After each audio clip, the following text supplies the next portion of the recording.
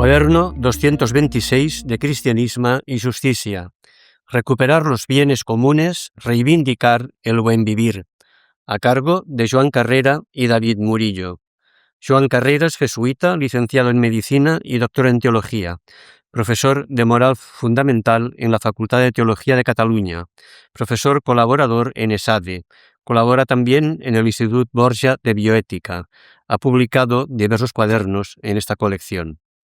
David Murillo es doctor en Sociología por la Universitat de Barcelona, licenciado en Humanidades por la Universidad Oberta de Cataluña y en Administración y Dirección de Empresas, profesor titular del Departamento de Sociedad, Política y Sostenibilidad de SADE, Universitat Ramon Llull. Es miembro del área social de Cristianisme y Justicia. Introducción. Los desafíos sociales y medioambientales a que tendremos que hacer frente a lo largo de los próximos años nos obligan a repensar el modelo de sociedad en el que vivimos.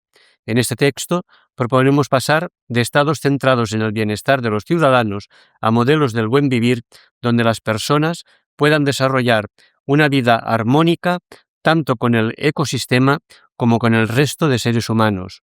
Modelos que incorporen, por ejemplo, la recuperación de los bienes comunes y el valor de la frugalidad. El buen vivir. En la génesis del debate podemos preguntarnos ¿cuáles son las diferencias esenciales entre los dos modelos que aquí se plantean? El modelo de estado del bienestar, particularmente el de la Europa post-Segunda Guerra Mundial, a pesar de su orientación hacia una mayor justicia social, deriva del sistema capitalista y no se escapa de la lógica liberal. Un sistema marcado por el atomismo social y por delegar el grueso de la solidaridad colectiva en la intervención del Estado. Un modelo ecológicamente extractivo que ha contribuido a empeorar el embate del cambio climático y la progresiva destrucción de una naturaleza vista como una fuente inagotable de recursos. Ante el estado del bienestar, queremos poner en valor este otro modelo, el del buen vivir, basado en la sabiduría y la tradición de los pueblos indígenas de América Latina, un modelo que, como veremos, debidamente adaptado, puede servir para inspirar un buen vivir europeo, ya que pone en valor nuevas sensibilidades que, a su vez, podrían ayudar a afrontar la amenaza del cambio climático y el agotamiento de recursos. Es este un modelo que integra la economía con la naturaleza, que se aleja del individualismo atomizador y que da importancia a los procesos sociales que acaban creando lazos comunitarios. Un modelo que asume la diversidad cultural, biológica, como fuente de riqueza y que intenta restablecer los vínculos de solidaridad que se han externalizado hacia un Estado que se ha mostrado impotente ante la escasez de recursos y las crecientes desigualdades. Un modelo que intenta no separar el norte y el sur globales, sino que debe ayudarnos a repensar desde los elementos locales y comunitarios todo el sistema socioeconómico del planeta. Los comunes. En el mundo anglosajón, las alternativas a los modelos dominantes, el del estado del bienestar y el neoliberal, se han articulado en torno al problema práctico de la gestión de los commons, que traducimos por comunes. Optamos por utilizar este término, ya que a pesar de la heterogeneidad de propuestas que se reúnen bajo su paraguas, todas tocan tres esferas: la social, la participativa y la estrictamente económica. Los comunes pueden entenderse como una forma de organización que hace hincapié en los procesos sociales en los que participan las personas cuando cooperan. Un modelo de organización que muestra una variedad de sistemas de autoabastecimiento y gobernanza que comparten una gestión de los recursos participada por la comunidad, es decir, en común. Así pues, los recursos se convierten en comunes cuando es la comunidad de personas quien se encarga de gestionarlos. Por tanto, podemos hablar de una nueva categoría relacional construida más allá del binomio Estado-mercado y su correspondiente ciudadano-consumidor pasivo, que esta vez giraría en torno a las relaciones establecidas entre las tres esferas a la vez: individuos, comunidades y medio ambiente. No estamos solo ante el uso comunitario de un bien, sino de un proceso activo colectivo con el fin de compartir unos recursos comunes. Esta gestión compartida abraza el conjunto de relaciones sociales que se establecen cuando utilizamos un recurso común. La visión compartida comunitaria de qué se comparte y cómo se comparte, así como las fórmulas de participación y cogobernanza. Primer apartado: la larga lucha contra los bienes comunes. Una de las críticas más reiteradas a los comunes ha girado en torno a una de sus aplicaciones prácticas más antiguas: la gestión comunitaria de la tierra. Según esta crítica, las tierras solo pueden gestionarse de manera eficiente cuando se privatizan, ya que gracias al sistema de precios se puede limitar el acceso a ellas y su sobreexplotación. Garrett Hardin, biólogo y demógrafo, obtuvo cierto eco gracias a su artículo La tragedia de los comunes, publicado en Science 1968, donde reafirmaba estas tesis. Pocos años después, algunos economistas liberales aprovecharon esta crítica para defender políticas a favor de la propiedad privada, que como consecuencia de la crisis de los años 70 y al cuestionarse las tesis keynesianas, pronto cogieron impulso. La réplica, en defensa de los comunes, vendría más adelante de la mano de la politóloga y economista Elinor Ostrom, Premio Nobel de Economía en 2009, con El gobierno de los bienes comunes, 1990, donde identificaba hasta 8 principios para una gestión estable y eficaz de los comunes. Relevancia histórica de los bienes comunes. Ciertamente, el conocimiento histórico nos permite observar la relevancia que tuvieron los comunes y cómo formaban parte fundamental de la estructura jurídico-política de la Edad Media y la Edad Moderna europeas. Los ejemplos son numerosos. En Inglaterra, la famosa Carta Magna de 1215 iba también acompañada de la denominada Charter of Forest, donde se garantizaban los bienes comunes de los súbditos que poseían propiedad privada. Una carta que proclamaba el acceso libre a los bosques y el uso de los bienes comunes como el agua, la leña o los animales. También resulta interesante el estudio sobre los comunes en Cataluña, donde la Edad Media, realizado por el historiador David Algarra en El común catalán, el autor muestra cómo los bienes comunes daban forma a una categoría jurídica propia y cómo fueron progresivamente posesionados por los terratenientes gracias a leyes estatales. Algunos ejemplos de gestión comunal que proporciona el autor hacen referencia a los carrascales, que aportan forraje para el ganado, a determinadas hierbas y arbustos, que se aprovechan para usos artesanales, culinarios, medicinales y de perfumería. También se mencionan los bosques, que proporcionaban leña para calentar el hogar, para cocinar, para llevar a cabo actividades artesanales o domésticas varias, así como la madera necesaria para construir y reparar edificios y para elaborar herramientas rústicas, agrícolas o armas. De los bosques también se obtenía el corcho o los frutos silvestres que servían para la alimentación humana y del ganado.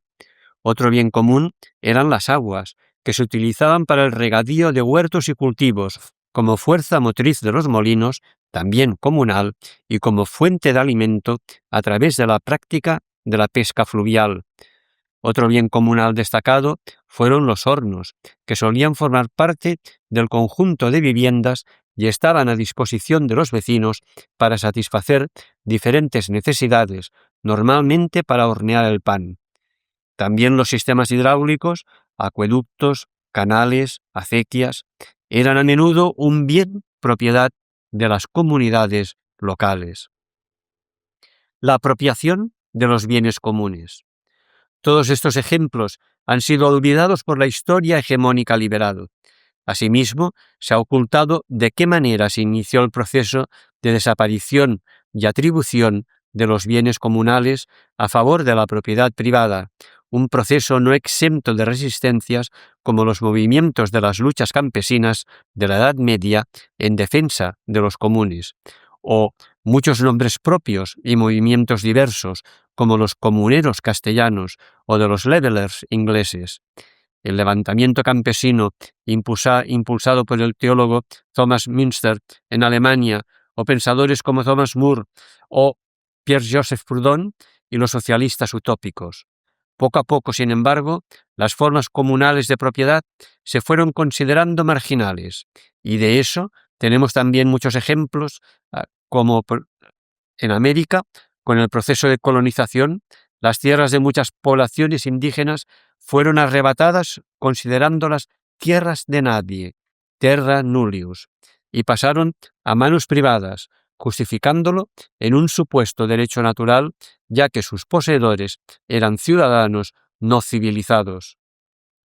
Los mismos fisiócratas del siglo XVIII dieron apoyo a la privatización de los bienes comunes, argumentándolo a partir de principios de productividad agraria, una justificación que todavía hoy está presente en las políticas de desposesión y extractivismo que se están llevando a cabo en los últimos lugares inexplorados como la selva amazónica.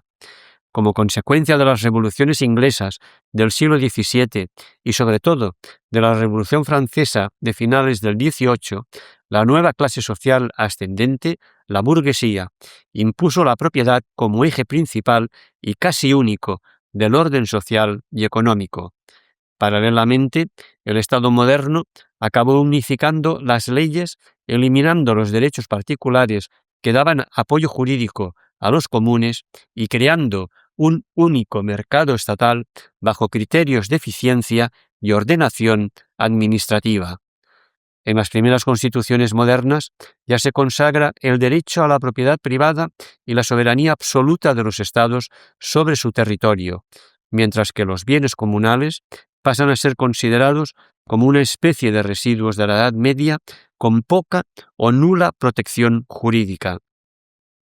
Desde las primeras décadas del siglo XIX, la burguesía llega a ser claramente dominante en la Europa occidental y América, donde se impone el propietarismo. El sufragio censitario, por ejemplo, permitía que tan solo los más ricos, a menudo solo un 1% de la población, participaran de la vida política. Así, el liberalismo político, particularmente en la Europa occidental, convirtió al Estado en un instrumento para la nueva clase social ascendente que lo utilizará para desplegar a través de él su poder económico, ahora también convertido en poder político. De esta manera, la imposición del nuevo sistema económico capitalista aceleró la desaparición y la apropiación de los bienes comunales en favor de la propiedad privada. En Inglaterra, la casi desaparición de los comunes se produjo a inicios del siglo XIX con la generalización de las denominadas enclosures, cercados, un proceso primero de restricción del uso y después de privatización de las tierras comunales. Las enclosures empujaron a muchos campesinos que vivían de las tierras comunales a emigrar a las ciudades y a convertirse bien en trabajadores miserables de la industria, bien en pedigüeños. Serán esos antiguos campesinos quienes formarán parte del llamado ejército de reserva de la naciente industria. El estado del bienestar y sus contradicciones. En la segunda mitad del siglo XIX, el principio democrático del sufragio universal se fue abriendo camino por la Europa occidental. Paralelamente, el movimiento obrero impulsó nuevas formas de participación en los bienes comunes, tanto cooperativo, socialistas utópicos y anarquistas, como estatal, marxistas. En consecuencia, el siglo XX fue testigo de un gran enfrentamiento entre dos sistemas políticos y sociales que priorizaban modelos de organización social y política muy distintos. Por un lado, el mercado, el capitalismo. Por el otro, el Estado, el llamado socialismo real. Un modelo, este último, que reservaba al Estado la propiedad de los medios de producción y la gestión centralizada de la producción, la distribución y la venta de las mercancías. En esta lucha entre el modelo de Estado liberal y el modelo de socialismo real, a mediados del siglo XX apareció una variante del capitalismo liberal que otorga más protagonismo al Estado sin desentenderse del mercado libre, el estado del bienestar, un híbrido que busca dar respuesta a dos preocupaciones centrales no resueltas por el capitalismo y el Estado liberal: las crisis cíclicas que arruinaban a empresarios, tal y como mostrará la crisis de 1929 y la emergencia de una clase trabajadora fortalecida por el éxito de la revolución bolchevique de 1917. Este modelo de Estado conseguirá temporalmente generar un nuevo contrato social y disminuir la desigualdad en su seno: sanidad pública, prestaciones sociales, aunque no tendrá ningún problema en externalizar los costes de este gran pacto más allá de sus fronteras, particularmente en los países del sur global.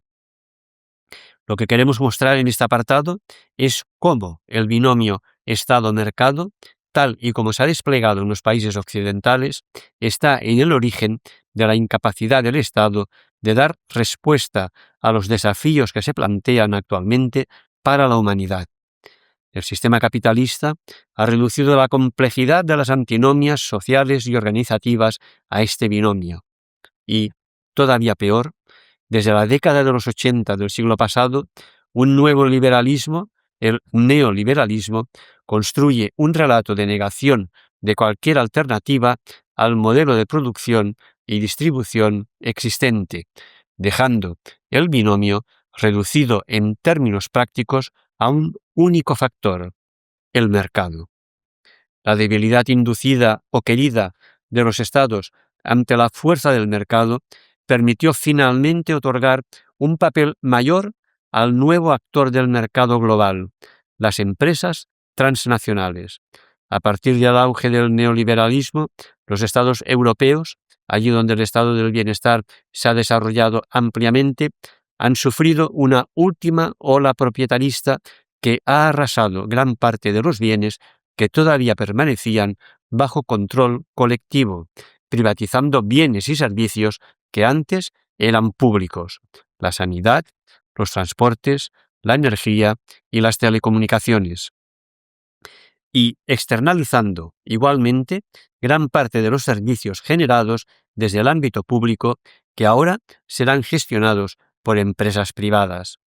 Estamos ante la nueva escuela de gestión pública, New Public Management, o NPM, que sobre todo a partir de los años 80 vendrá a imbuir la gestión pública con principios de raíz neoliberal.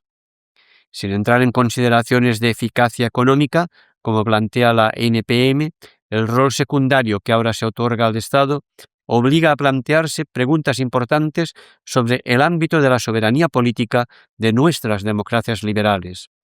¿Puede el Estado privatizar bienes que son de todos? ¿Puede hacerlo sin consultar a sus propietarios, la comunidad, pueblo o nación?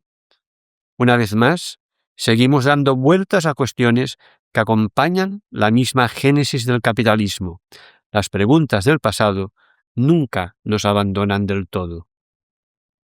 Segundo apartado: los límites de un sistema centrado en la propiedad privada.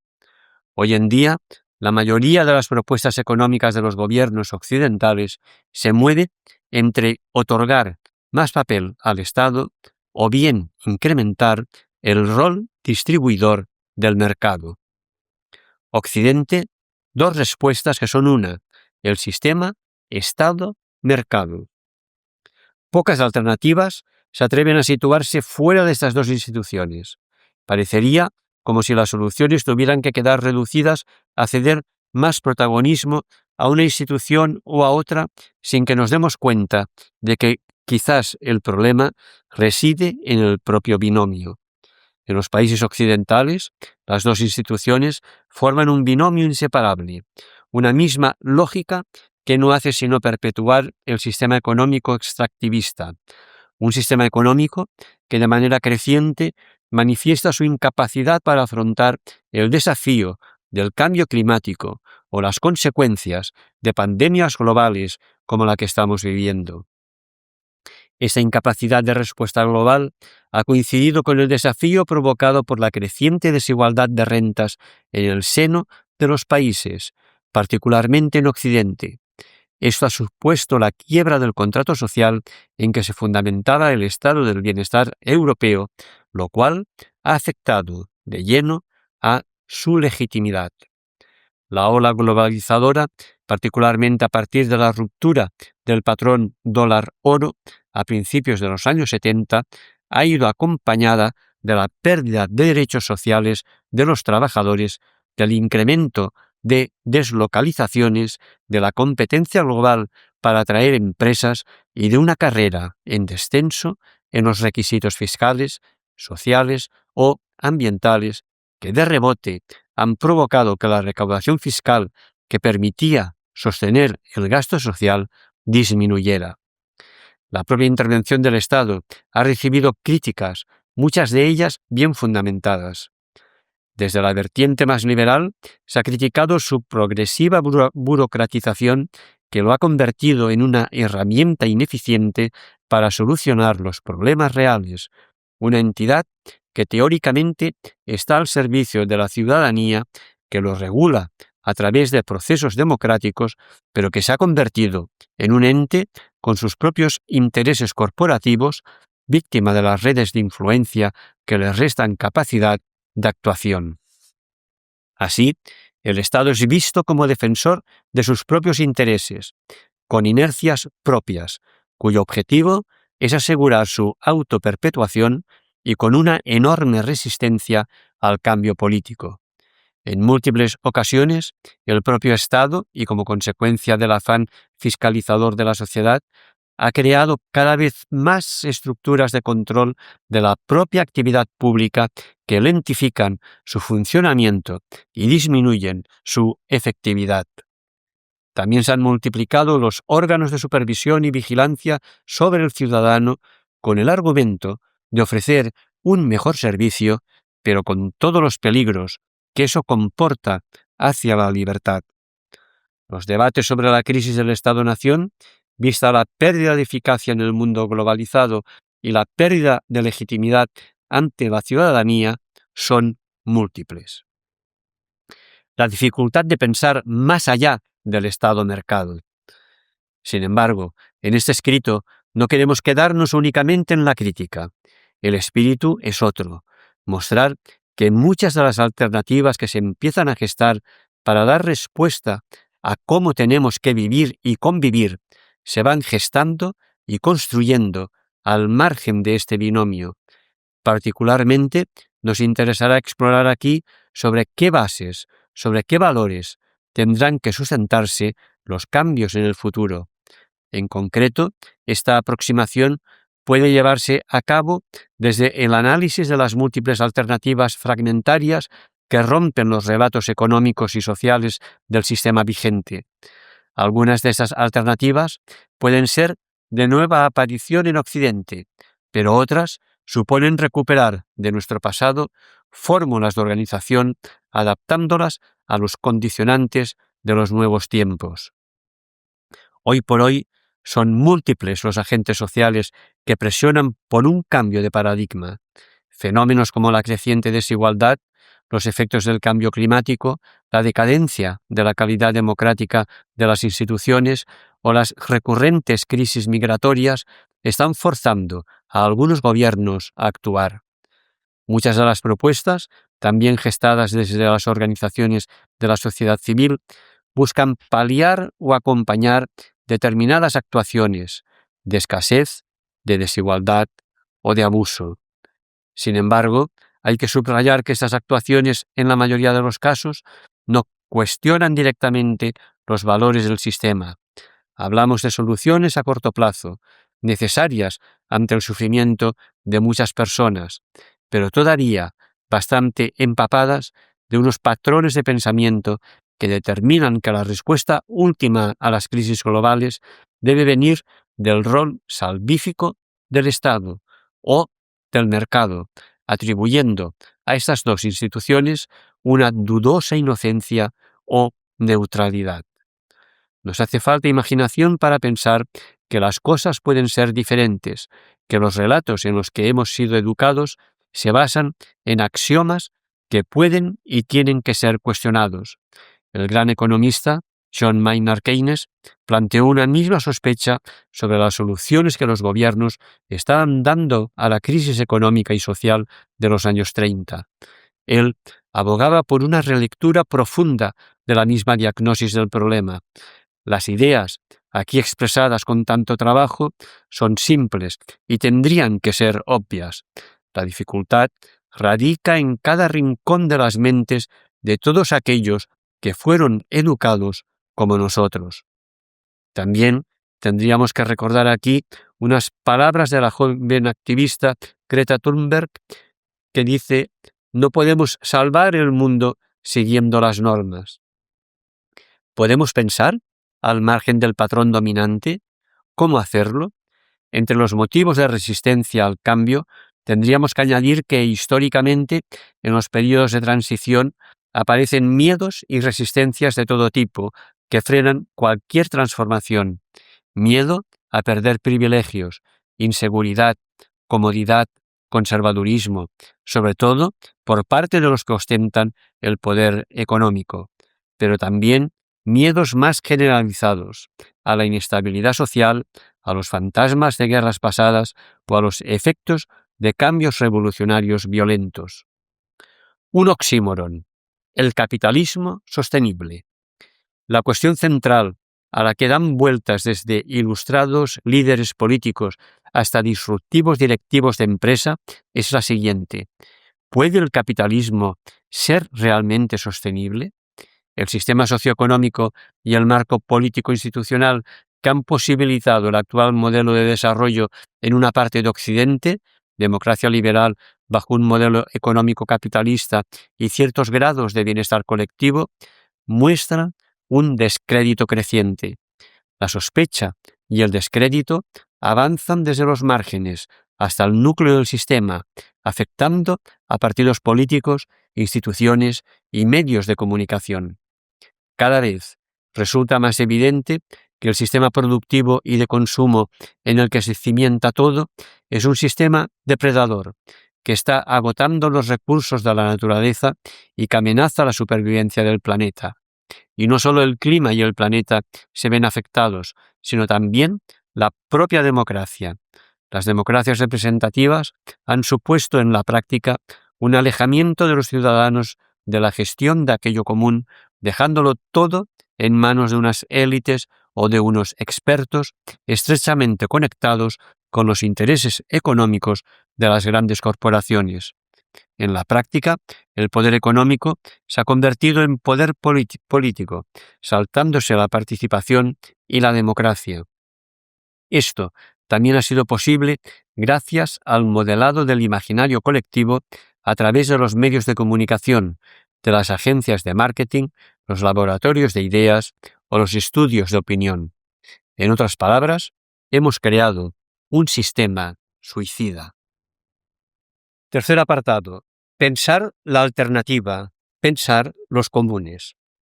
La sobreexposición al binomio Estado-mercado actual trabaja en nuestro imaginario como fuerza reductora de los posibles horizontes de transformación social.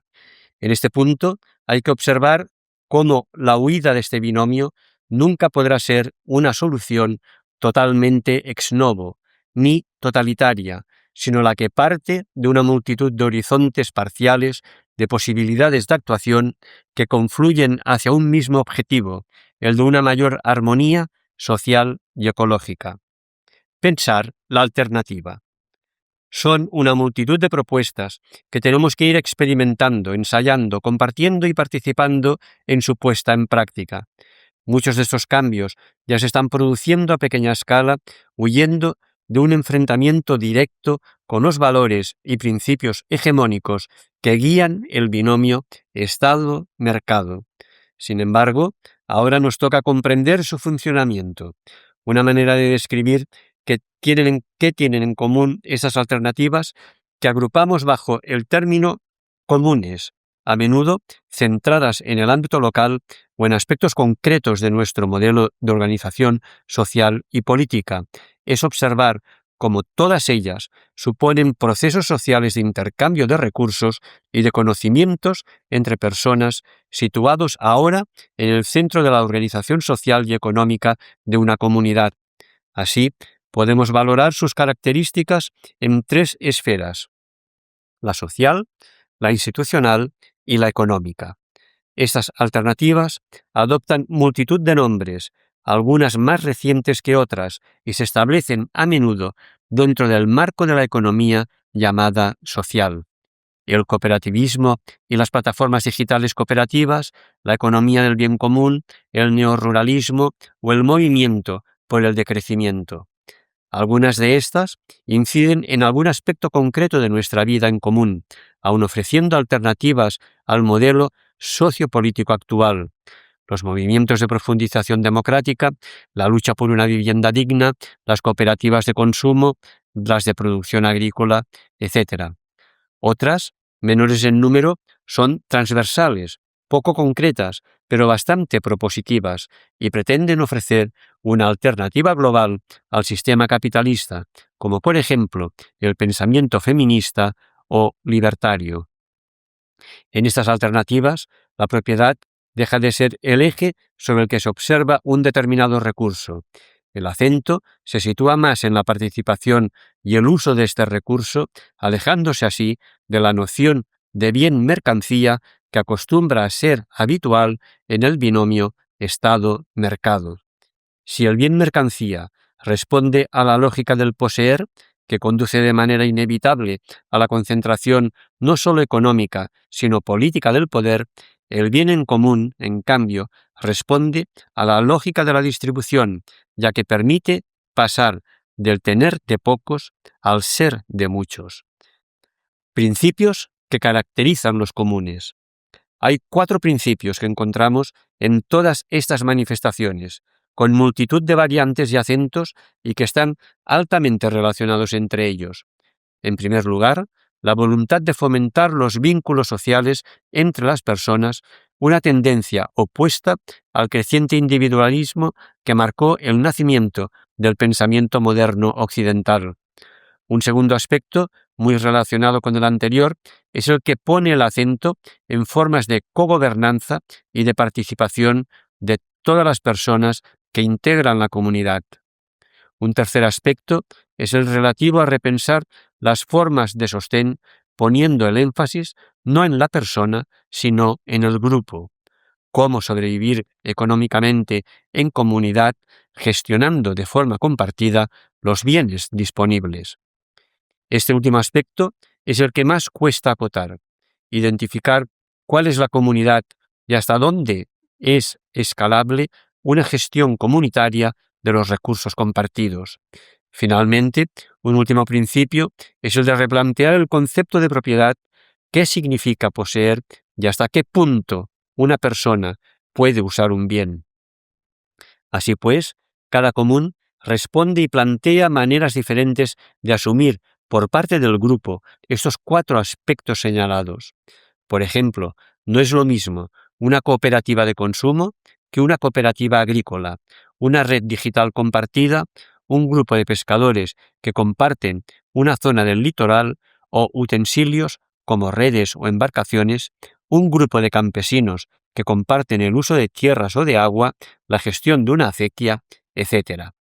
Últimamente, algunos autores han llegado incluso a incluir en el marco de los comunes las comunidades virtuales creativas ligadas a las redes digitales globales, comunidades que irían desde la Wikipedia como enciclopedia gratuita y colaborativa hasta las más polémicas monedas digitales realizadas con tecnología blockchain. El mundo digital, sin duda, amplía el marco de gestión y aplicación de los principios de los comunes, pero comporta igualmente peligros específicos que pueden desvirtuar la misma lógica comunitaria, convirtiéndola en subordinada de las nuevas formas de individualismo y explotación, o incluso al reforzamiento de los principios de propiedad privada, aquellos que los comunes precisamente buscan relegar a un segundo plano. En definitiva, activar la lógica de los comunes requiere incluir un acceso igualitario, universal y global de todos los recursos, pero también una lógica anticonsumista que no siempre es compatible con algunas de las iniciativas que, particularmente desde Occidente, se dice que se inspiran en estos planteamientos. Cuarto apartado: los valores de los comunes. La gestión de los bienes comunes se basa en un yo interdependiente, un yo profundamente relacionado con los otros y que articula un nosotros. Se parte de la autonomía de las personas, pero esta siempre es relacional. Una noción nada nueva en la historia de Occidente, donde, como hemos visto, han predominado modelos comunitarios durante siglos. Dentro del pensamiento occidental, la tradición cristiana, por ejemplo, ya acentuaba esta autonomía relacional hacia Dios y hacia los otros. Así, la comunión y la fraternidad en Cristo implican un fuerte componente comunitario. Tras la ola liberal de los últimos siglos en Occidente, estas nociones del ser en interrelación con el otro se han recuperado desde movimientos sociales como el ecologismo, el feminismo, desde la teología cristiana o desde formas occidentalizadas del budismo de raíz oriental. Al mismo tiempo, se han dado a conocer prácticas todavía vigentes de muchos de los pueblos indígenas de todo el planeta. Asimismo, el pensamiento feminista contemporáneo, también desde la ética del cuidado, recuerda cómo las mujeres durante siglos han representado y conservado este papel del yo soy a fin de que los otros sean. Un papel que puede atribuirse perfectamente a toda persona más allá del género y que pediría recuperar el cuidado del otro como principio motor de nuestras relaciones sociales. Los valores hegemónicos. Para poder comprender qué representa este modelo alternativo de gestión y organización social, podemos fijarnos primero en qué valores hegemónicos de nuestras sociedades ponen en duda. El éxito personal como mérito personal. En primer lugar, a través de los comunes ponemos en tela de juicio la noción de cómo nuestro éxito personal, se mida como se mida, no es solo, quizás ni siquiera principalmente, fruto nuestro. El espejismo que aquí se cuestiona es el del yo que se construye sin los otros o en competencia con los otros. La idea del individuo que se interrelaciona siempre desde el propio interés. Y es que bajo la celebración habitual del individuo competitivo y emprendedor se esconden nociones individualistas y atomizadoras de nuestra sociedad que entroncan con la visión del homo economicus, del liberalismo más descarnado. Individualista, calculador, oportunista, que actúa bajo unos preceptos de racionalidad instrumental y que busca sus propios objetivos en el marco de una sociedad entendida exclusivamente como mercado de bienes y servicios. Del mismo modo, desde los comunes se cuestiona la iniciativa y la responsabilidad personal cuando estos valores están solo al servicio del imperativo del rendimiento y la autoexplotación. Una noción que nos lleva a creer en la autorresponsabilidad plena sobre nuestro destino y nuestro futuro, donde todo se puede conseguir y todo lo puedo porque todo depende de mí. Libertad solo individual. En segundo lugar, y muy relacionado con esta concepción del yo, se cuestiona la libertad atomizada, centrada en uno mismo y con poca o casi nula dimensión relacional. Un relato sobre la libertad centrado en la autonomía humana, que lo desvincula de los otros y de la naturaleza. Es esta una libertad teórica, que no observa tanto su desenlace real, qué podemos hacer de manera realista con esta libertad, como los principios teóricos de actuación de esta supuesta libertad. Nadie me impide no poder hacer lo que quiera. Una noción de libertad que bebe de una concepción filosófica, el estado natural prepolítico, ya ampliamente discutida por los ilustrados, según la cual, en origen, los individuos disfrutaban de una libertad ilimitada, una libertad que, como ya hemos visto, se acompaña de un fuerte reconocimiento del derecho de propiedad. Es precisamente sobre esta concepción de la libertad donde se desarrollará el Estado moderno, encargado de asegurar libertad y propiedad. El planteamiento de los comunes, como hemos señalado, choca frontalmente las dos premisas liberales a partir de subrayar que los dos conceptos, libertad y propiedad, no se pueden entender al margen de la comunidad. La naturaleza separada de la esfera humana. Un tercer valor, cuestionado, es aquel que hace referencia a la relación del individuo con la naturaleza. En el pensamiento occidental, la naturaleza es considerada como una esfera separada y al margen de la sociedad humana. Una fuente de recursos aparentemente inagotables que con pocas restricciones pueden ser continuamente apropiados y mercantilizados. El documentado colapso de los ecosistemas obviamente pone en entredicho esta desconexión de la especie humana respecto a la naturaleza. A lo largo de la historia y hasta la actualidad, resultaba incomprensible para muchas culturas que, por ejemplo, el agua pudiera ser un recurso que se mercantilizara. No solo en los llamados pueblos indígenas aparecieron espacios de resistencia a la apropiación de los comunes.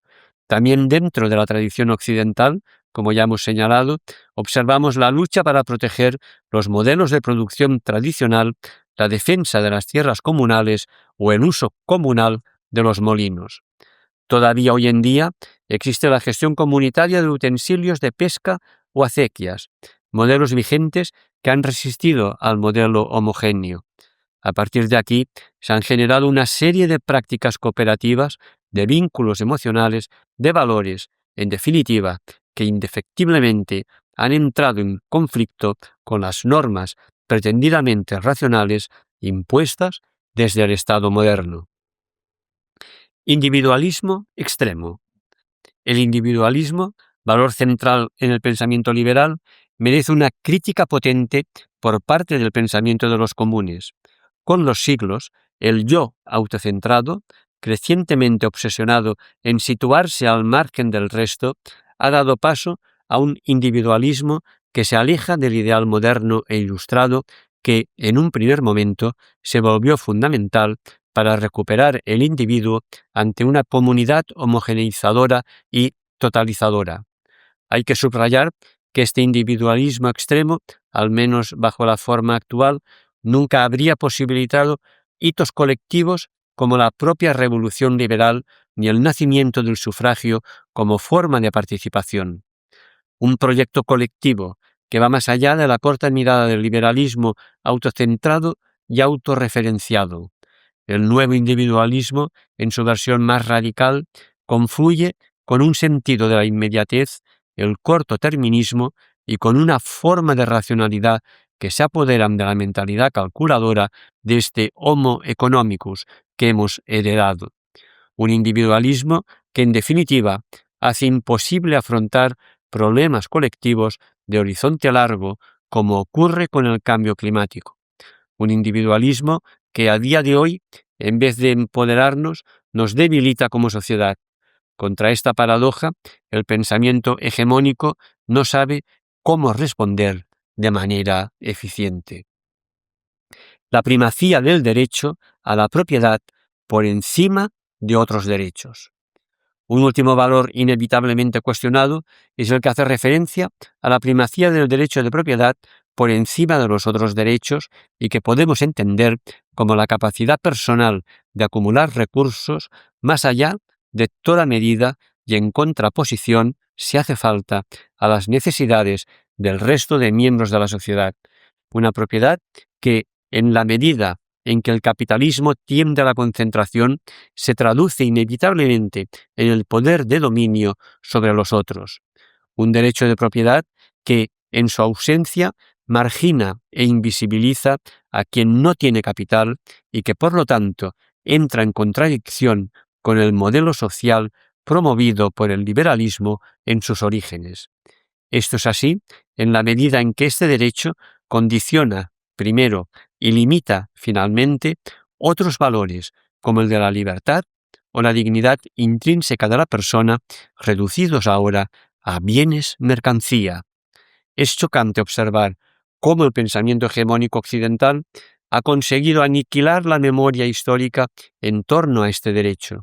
Si, por ejemplo, estudiamos el Código de Justiniano, elaborado entre los años 528 y 534, y fundamental para entender la codificación posterior de nuestro derecho civil, observamos que clasificaba la propiedad en 4 tipos: la res pública, que el Estado poseía y administraba en nombre de los ciudadanos, parques, infraestructuras; la res communis, donde una comunidad era la propietaria, por ejemplo, de parcelas de suelo; la res nullius, que no era propiedad de nadie, como la atmósfera, los océanos, los peces, los animales salvajes y todo aquello que se consideraba sagrado; y finalmente la propiedad privada o res private, que actualmente parece construirse en el imaginario colectivo como única forma de posible propiedad. Nada más lejos de la realidad histórica, cuando menos.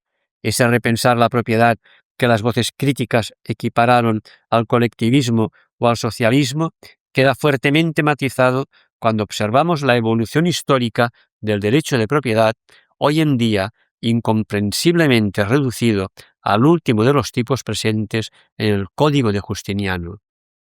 Los valores de los comunes. El refuerzo de los vínculos sociales. Los vínculos sociales son uno de los aspectos más importantes de los comunes, ya que facilitan otros 2 elementos centrales: la cogobernanza y el sostén integral de la comunidad. Así, los vínculos sociales posibilitan un sentido comunitario compartido, donde cada persona, aun conservando su identidad, se siente a la vez parte de la comunidad que ha posibilitado su existencia. Estos vínculos se fomentan mediante la promoción de actividades compartidas, las celebraciones que agradecen a Dios o a la naturaleza los dones obtenidos, por ejemplo, las celebraciones en torno a las cosechas, o el mismo juego colectivo, fomentan los vínculos sociales. También en estos comunes se pone en valor la reciprocidad, una reciprocidad empática distinta de la reciprocidad monetaria o instrumental del dar esperando algo a cambio. Si es consciente de que los vecinos te facilitan la vida cuando, por ejemplo, se está enfermo y no puedes ir a comprar. El reconocimiento de la mutua dependencia genera lazos más allá del puro interés. Estos vínculos, sin embargo, se extienden también a la naturaleza, de tal manera que la reciprocidad se ejerce a través del cuidado responsable del entorno. Es importante subrayar que los vínculos que van apareciendo no borran del todo las inevitables rivalidades personales ni las dinámicas de poder existentes, como la dinámica de poder del hombre sobre la mujer, por ejemplo. Por eso, las mismas comunidades, para su propia supervivencia, tienen que generar mecanismos para resolver conflictos y formas de reconciliación individual y comunitaria. Los mismos mecanismos de cogobernanza o de participación pueden lograr que los conflictos queden minimizados y que todo el mundo se sienta escuchado. Sin ser una garantía de armonía completa, estos mecanismos son una garantía de inclusión de los problemas de una parte del grupo en la agenda colectiva de la comunidad. Sostener la comunidad. La manera como garantizar la convivencia de los colectivos bajo un régimen de gestión de los bienes comunes no es siempre fácil de imaginar, sobre todo si nos referimos al problema de escala. Si los comunes parten de una comunidad previa, ¿cuál es la dimensión máxima de esta comunidad compatible con la gestión común de los bienes? Normalmente, estas experiencias parciales de gestión de los comunes se centran en algún aspecto de la manera de convivir, aportan valores alternativos al sistema imperante y muestran la posibilidad real de que se pueda elaborar otra economía diferente a la capitalista.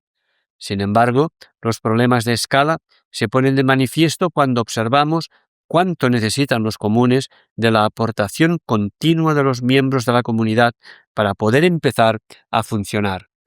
La mayor parte de los beneficios obtenidos son necesariamente intracomunitarios, ya que son atribuibles a los que viven allí y sostienen su producción. Por otra parte, estos beneficios a menudo se pueden poner al alcance del resto de la sociedad, como ocurre con las obras literarias o la programación de software libre. Los comunes, hasta hoy y de manera inevitable, están llamados a interactuar con el resto del sistema económico y social para proveerse de o proveer de bienes y recursos. La economía de estos comunes, pues, difícilmente será independiente del sistema actual, ya que muchos de los eslabones de su funcionamiento solo se encuentran en mercados regidos por las reglas del sistema capitalista. Sin embargo, los comunes sí que apuntan hacia valores que cuestionan los actuales y nos permiten avistar nuevas formas realmente comunitarias de sostener, también económicamente, nuestra sociedad. Apuntamos algunos rasgos distintivos de esta producción comunitaria. En primer lugar, se tiende a unir más profundamente la producción y el consumo, es decir, producir aquello que necesitamos sin ir más allá. Así, dejamos de pensar en la producción como un conjunto de mercados enlazados entre sí. La comunidad, no el mercado, es quien decide qué hay que producir. En segundo lugar, para este modelo productivo, resulta clave plantearse qué necesidades son esenciales para la vida de las personas. Encontramos un patrón de simplicidad del modelo de vida que se aleja del sistema extractivista y consumista actual con el fin de asegurar el equilibrio ecológico, tanto en el sentido de naturaleza como en el de comunidad más inmediata. De alguna manera, en la línea de los defensores del decrecimiento, parten de un marco axiológico donde la felicidad humana no se basa en tener cosas, sino en establecer más y mejores relaciones. Ser en común es prioritario respecto al tener en común. Construir en común. Para construir una economía de los comunes, lo importante es asumir la responsabilidad de hacer juntos los bienes que producimos y dar importancia al uso común de estos bienes, tanto de los bienes producidos como de los medios para producirlos. Estas prácticas ancestrales, como hemos visto, ya se practicaban en las sociedades tradicionales. Pescar juntos, utilizar en común un campo, un molino, una acequia.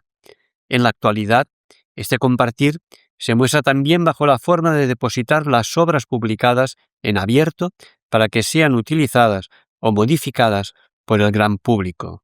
El software libre y la expansión del Creative Commons son los ejemplos más recientes. El eje vertebrador siempre es el de poner el acento en el uso de la obra creada, del bien en uso, más que en la propiedad por ella misma. Esta construcción en común nos lleva a otra característica vinculada, la desmercantilización de los cuidados, otorgando a estos la importancia que merecen como fuente necesaria para la vida en comunidad.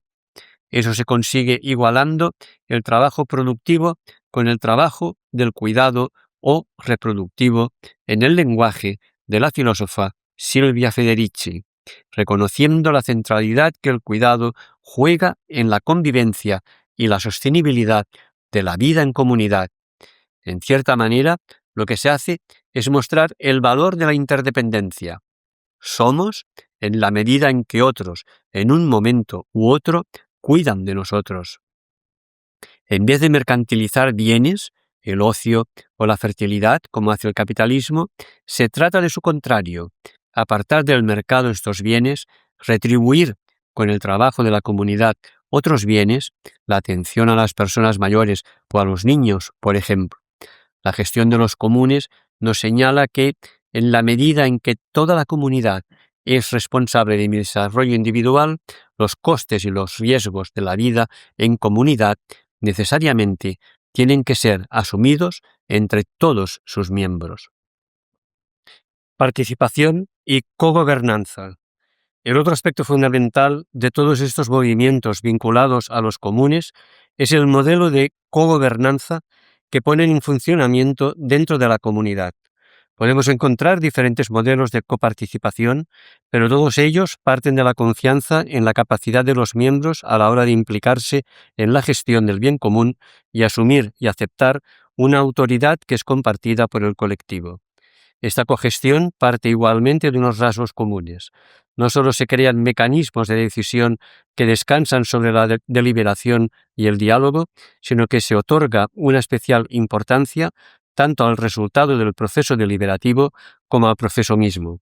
En ese sentido, encontramos propuestas muy concretas que abarcan desde la manera de tomar decisiones a las formas de disenso y las mayorías necesarias para conseguir, si no es el consenso, al menos el consentimiento de los afectados.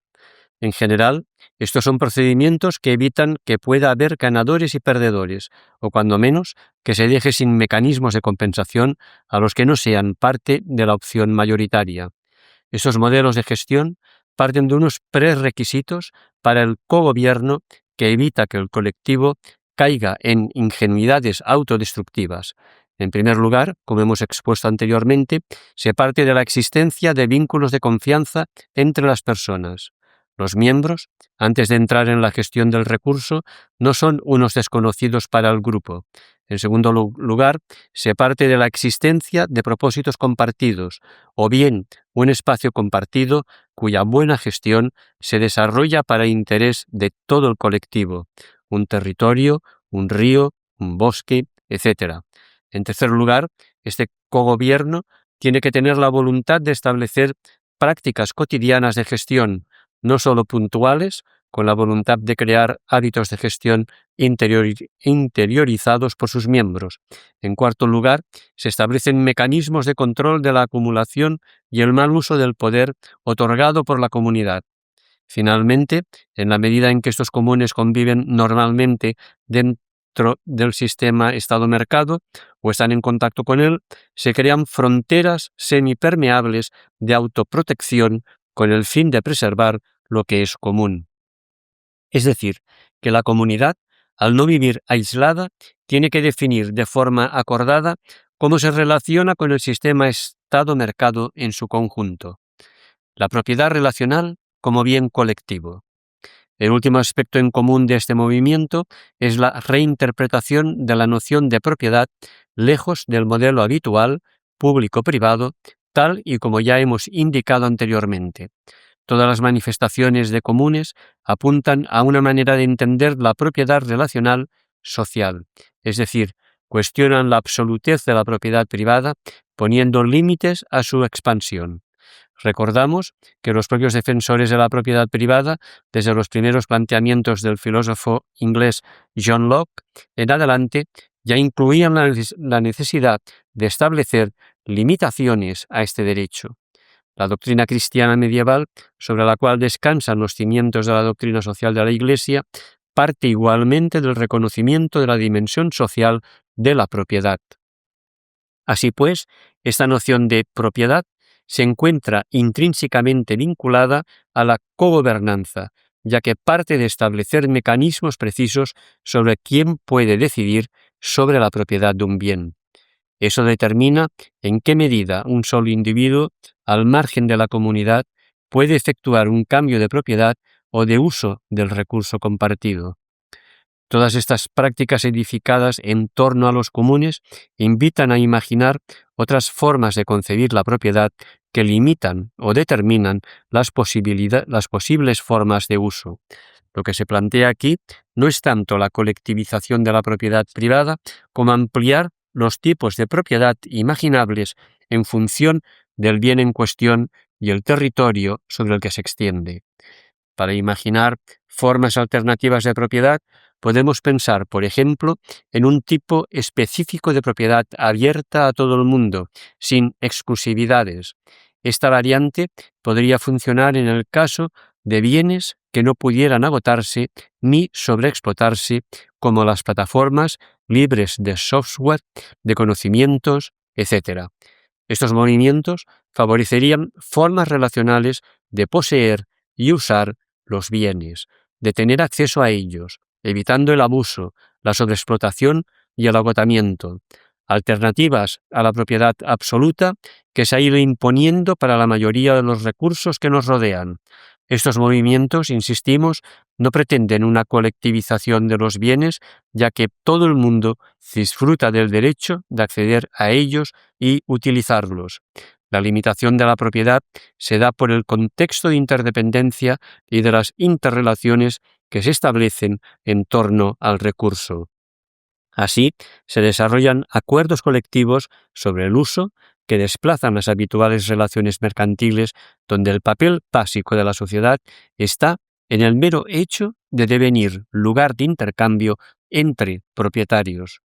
Recordamos aquí cómo se han recuperado últimamente algunos comunes en el ámbito municipal al aprovechar las posibilidades abiertas por algunas legislaciones que todavía recogen formas de propiedad comunal de bienes.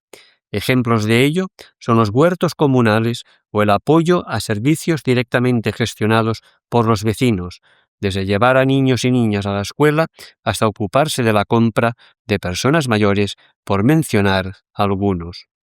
Los comunes se diferencian de otras iniciativas sociales que también pretenden sacar fuera del binomio Estado-mercado determinados bienes. Aunque múltiples iniciativas recientes interpelan a la sociedad sobre la necesidad de excluir determinados bienes escasos, agua, educación, salud, etc., fuera del mercado, lo hacen para garantizar su abastecimiento público. La frugalidad como herramienta de vida. Profundizar en el valor de la simplicidad de las maneras de vivir invita a ir más allá. Tal y como proponen los partidarios del decrecimiento, la gestión de los comunes nos permite imaginar nuevas maneras de educarnos para la vida en común. Se trata de activar una sociedad voluntaria que enlaza con toda una tradición filosófica occidental que preconiza la limitación de necesidades como camino de felicidad. Una simplicidad y un modelo de vida que, a diferencia de uno de los motores centrales de nuestro sistema económico, busque aquello necesario, pero que no aumente las necesidades. Así, el economista Latouche habla del paso de una sociedad del consumo a una sociedad de la abundancia frugal o de una prosperidad alternativa, tal y como expresa el igualmente economista Tim Jackson en su libro Prosperidad sin crecimiento del 2009. Siguiendo a Latouche, la frugalidad recuperada permite paradójicamente construir una sociedad de la abundancia donde las personas dependerán menos de necesidades superfluas y encontrarán la felicidad en unos bienes no físicos, sino relacionales. En este planteamiento vemos que, más allá de un cierto bienestar material básico, el exceso de propiedad hace disminuir el bienestar personal y social, tal y como podría evocar la imagen del rico más preocupado por proteger o ampliar sus bienes que por disfrutar o aprender a disfrutar. Estos movimientos acentúan, pues, la autolimitación ante un sistema caracterizado específicamente por su contrario, eliminar cualquier límite, una frugalidad entendida como experiencia interiorizada, como señala el pensador y activista australiano Ted Trainer, en la medida en que vivir con un grado considerable de frugalidad, autosuficiencia e interdependencia es necesario si queremos tener algunas de las experiencias más importantes que contribuyen a la calidad de vida. Como el autor expresa, habría que preguntarse si un grado de pobreza mínimo no es requisito para la riqueza espiritual. La vía de la simplicidad, siguiendo a Trainer una vez más, puede y tiene que ser algo atractivo y enriquecedor que dé sentido a la vida de las personas. Ideas y planteamientos similares se encuentran en todas las ramas del conocimiento más reciente. En términos similares a los de Trainer se expresara el teólogo y filósofo Ignacio Ellacuría: la frugalidad es condición a fin de que pueda brotar la riqueza espiritual y humana de los pobres. Esta pobreza es la que realmente da espacio al espíritu, que ya no se verá ahogado por el ansia de tener más que el otro o por el ansia concupiscente de tener todo tipo de cosas superfluas, cuando gran parte de la humanidad está privada de lo más necesario. Todavía, otros autores como Jorge Richman, politólogo y ecologista, desde el ecohumanismo, hablan de la autocontención como vía hacia una vida plena. Es interesante la reflexión conjunta de los editores del libro De Crecimiento en el epílogo, donde apuestan por un binomio axiológico o moral opuesto al del capitalismo, donde el binomio sobriedad personal, gasto social, tiene que sustituir el binomio austeridad social, exceso individual. Para estos autores, la sobriedad se basa en la premisa de que encontrar sentido a la vida individualmente es una ilusión antropológica. Esta ilusión lleva a un desenlace ecológica y socialmente injusto, ya que no se puede hacer extensivo a todo el mundo. Así pues, la persona tiene ante sus ojos la posibilidad de encontrar sentido a la vida, convertida en fuente de felicidad, centrándonos en la vida cotidiana, en el cuidado del otro y en la participación de la vida de la comunidad. Esta reflexión es nuclear para entender la crítica que hacen muchos de estos movimientos al sistema capitalista, ya que ponen en duda algo esencial en él, que cada uno de nosotros, de forma individual y al margen de cualquier consideración social, pueda acumular bienes más allá de aquello necesario para su supervivencia. El objetivo de los comunes, recordémoslo, no es obtener beneficio, crecer, competir, conquistar nuevos mercados o capturar el conocimiento en forma de patentes, sino satisfacer las necesidades reales de las personas a partir de dotarnos de un sentido de pertinencia y de una vida con sentido. Sin un umbral mínimo de frugalidad en el otro extremo del actual sueño de exuberancia material, no hay gestión posible de los comunes. Quinto apartado: el buen vivir. Otras culturas, con nombres diferentes al de los comunes, mantienen planteamientos parecidos a los que hasta aquí hemos expuesto. Así, en América Latina se habla de sumak kausai, el buen vivir, o en las lenguas bantúes africanas con la palabra ubuntu. Nos centramos aquí en la propuesta del buen vivir o del vivir con plenitud. El buen vivir en la tradición cultural del sur global. El buen vivir, sumak kausai, puede considerarse una filosofía de vida basada en la armonía del individuo con la comunidad, con los otros seres vivos y la naturaleza. Una filosofía que coge fuerza a inicios del siglo XXI por tres motivos: la emergencia de los movimientos indigenistas en la vertiente sociopolítica en el sur global, el descrédito del Estado-nación y la recientemente impulsada reforma constitucional en países como Ecuador y Bolivia, que incorporó en su redactado los principios que ahora presentamos. A pesar de sus orígenes ancestrales, este es un modelo que ha sido reanudado y recreado desde las vivencias de los pueblos indígenas y a partir de su forma ancestral de construir la convivencia y relacionarse con la naturaleza. Según Hidalgo Capitán, el sumak kausai tiene tres concepciones fundamentales, pero nos centraremos en la que considera genuina y que los intelectuales indigenistas ecuatorianos han difundido.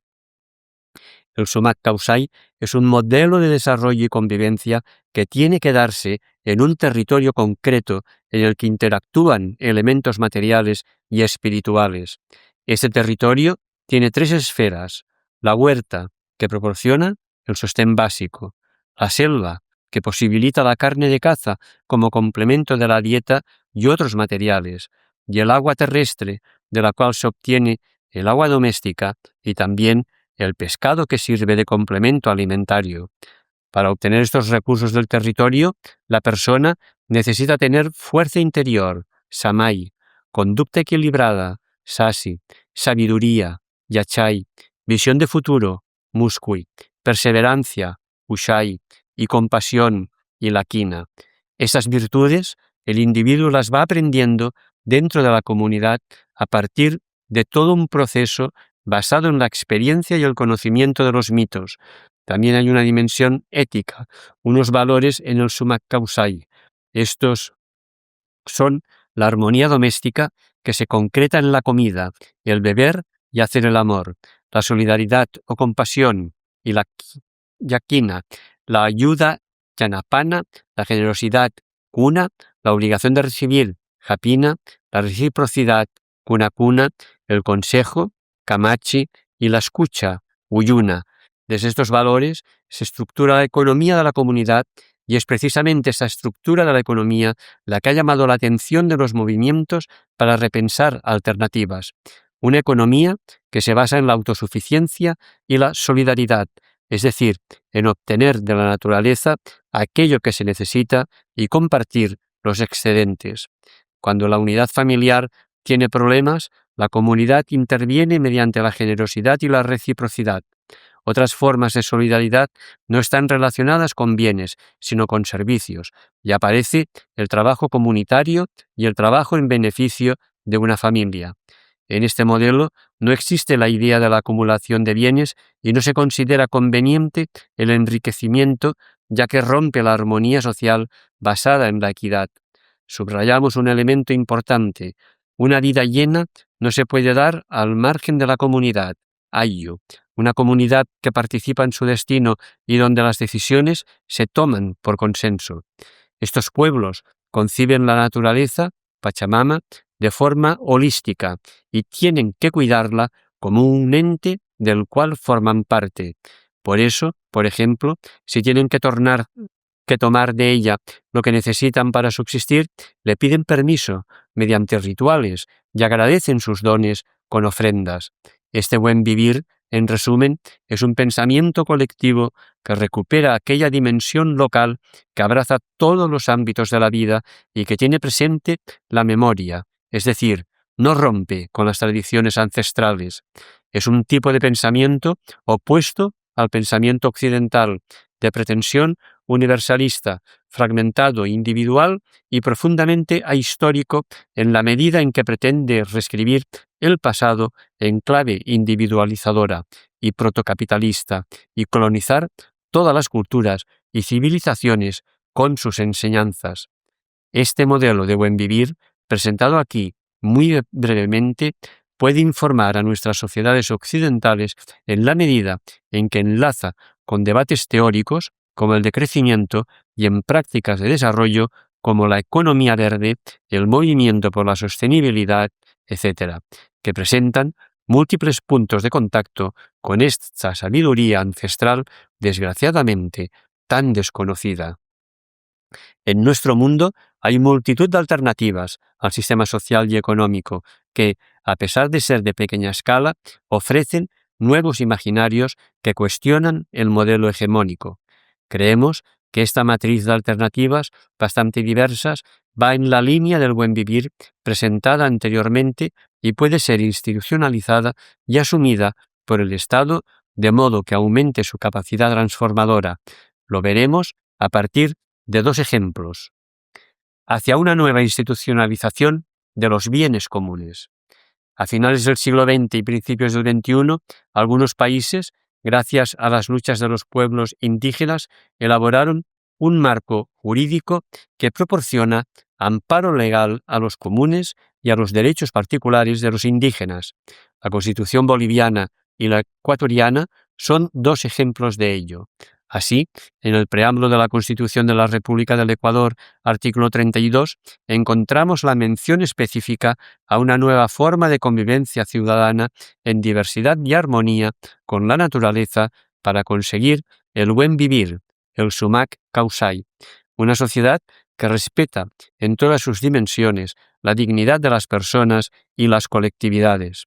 Los derechos que se derivan del buen vivir se explicitan: el agua, la alimentación, la educación, la cultura física, el trabajo, la seguridad social, los ambientes sanos y otros que sustentan el buen vivir.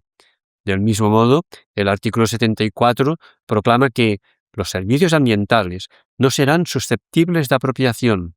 El buen vivir requerirá que las personas, comunidades, pueblos y nacionalidades gocen efectivamente de sus derechos y ejerzan responsabilidades en el marco de la interculturalidad, del respeto a sus diversidades y de la convivencia armónica con la naturaleza. En ese mismo texto se habla de los deberes contraídos por el Estado con el fin de garantizar el buen vivir. Artículo 283. Dice así: una relación dinámica y equilibrada entre sociedad, Estado y mercado en armonía con la naturaleza y tiene por objetivo garantizar la producción y reproducción de las condiciones materiales e inmateriales que posibiliten el buen vivir. Y también se reconocen las diferentes formas de organización de la producción económica, entre otras las comunitarias, cooperativas, empresariales, públicas o privadas, asociativas, familiares. El Estado proveerá las formas de producción que aseguren el buen vivir de la población y desincentivará aquellas que atenten contra sus derechos o los de la naturaleza. Artículo 319. Todo eso no nos tendría que sonar a nuevo o exótico. Ya en el primer capítulo hemos hablado de los antecedentes históricos occidentales y cómo algunos documentos de la Edad Media recogen referencias a los bienes comunales. Por ejemplo, el uso 72 de los llamados usachas de Barcelona, siglo XII, establece que por una serie de bienes el rey o los señores jurisdiccionales no podían tenerlos en alodio ni en dominio, sino que la pertenencia era de los pueblos en régimen de aprovechamiento comunal. Dos ejemplos, uno presente y uno pasado, que nos muestran, pues, que es posible institucionalizar aquellos principios que se desprenden tanto del buen vivir como de los comunes. Esos conceptos no solo conectan, pues, presente y pasado, sino también el norte y el sur, convirtiéndose en una clara alternativa al muy reciente capitalismo occidental. Conclusión. Los comunes como vía de democratización. A lo largo del texto hemos ido presentando las limitaciones del modelo Estado-mercado con el fin de avanzar en la presentación de los comunes como modelo alternativo para superar estas limitaciones. Este modelo de gestión compartida, aunque con raíces antiguas, aún se encuentra bien vigente en amplias zonas del planeta, testimoniando de forma muy manifiesta el contraste entre dos modelos de propiedad, público-privado, frente común, uno absoluto, otro relacional. Ambos son maneras de entender la propiedad de un recurso que, como hemos visto, reproducen modelos valorativos, axiológicos, bien diferenciados. Hablamos de un movimiento de los comunes que desde ámbitos temáticos y territoriales bien distintos intenta generar espacios alternativos de gestión y de organización al margen del sistema Estado-mercado y de sus contradicciones. Hasta aquí hemos insistido en que sus propuestas, aunque son básicamente parciales o incluso experimentales, en muchos casos, abren espacios alternativos de organización que buscan asegurar un futuro sostenible para una humanidad a la que se le plantea un reto inmediato de dimensiones mayúsculas: la crisis climática, ecológica, en el sentido más amplio. Todas las propuestas recogidas hasta aquí, algunas bastante concretas, nacen al margen del sistema económico y social y postulan modelos de vida diferentes, valores que entran en contraste con los hegemónicos actuales y pasan sobremanera los canales de participación que posibilita la democracia liberal. Son experiencias que muestran que existen alternativas sostenibles y posibles para gestionar los comunes, pero que, pese a todo, señalan que para que éstas tengan éxito, también se necesita un cambio de mentalidad, una lectura crítica de nuestras instituciones que permita poner en cuestión las limitaciones de las estructuras económicas y políticas existentes. Como consecuencia de todo ello, los cambios postulados pueden darse a partir de experiencias prácticas concretas, pero también requieren transformaciones similares en el seno de un modelo educativo que, particularmente en Occidente, se encuentra subordinado a las necesidades del sistema económico-social vigente, con sus específicas preferencias hacia el instrumentalismo y a absorber los valores del mercado.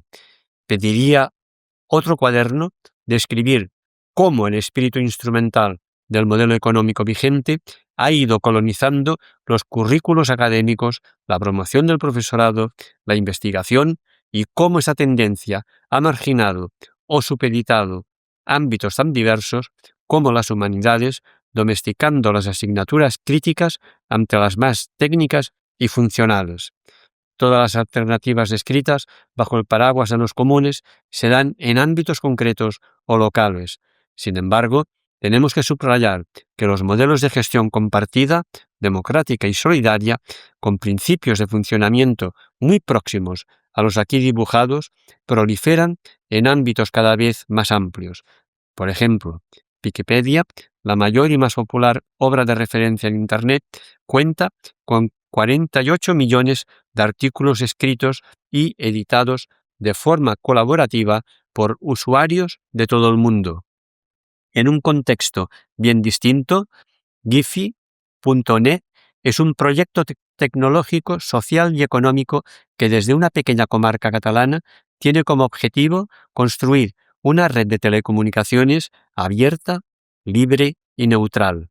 En la actualidad cuenta con 38.860 nodos o puntos de conexión, que en total reúnen 70.874 kilómetros de red y que ya atraviesa fronteras y demarcaciones territoriales. También, en los últimos años, con altibajos tanto en su extensión como en su eficiencia, los modelos de gestión colectiva de los presupuestos públicos se han ido introduciendo por todo el planeta. Su punto débil es siempre el de extender estos movimientos más allá de los ámbitos de las comunidades pequeñas, en particular si queremos plantar cara a los desafíos que tenemos por delante. Sin embargo, vistos estos ejemplos, no parece que la escala en la gestión comunitaria de los bienes sea una barrera necesariamente infranqueable.